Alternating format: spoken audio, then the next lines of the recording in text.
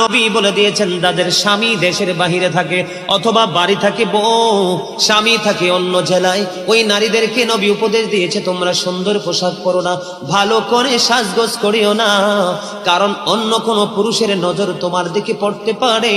ও বন্ধু, নারীরা যত সাজগোজ, যত সৌন্দর্য, সবকিছু স্বামীর জন্য, অন্য কোন পুরুষকে দেখাতে পারবে না।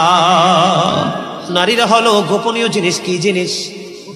গোপনীয় জিনিস। তারা থাকবে পর্দার ভিতরে, ঘর থেকে বের হলেও পর্দা নিয়ে বের হবে। যখন মহিলারা পর্দার বাহিরে চলে আসে গো, আমার নবী বলেছেন, শয়তান তখন তাদেরকে দেখে উকি ঝুঁকি দেয়। মহিলারা যখন বন্ধু পর্দার বাইরে যায়, দর্শনের শিকার হয়। কথা বলে না? আজকে পৃথিবীর ইতিহাসে তথা বাংলাদেশের ইতিহাসে দেখেন, একটা ইতিহাস দেখাতে পারবেন না একটা পর্দাশীল নারীর জীবনে কোনো কলম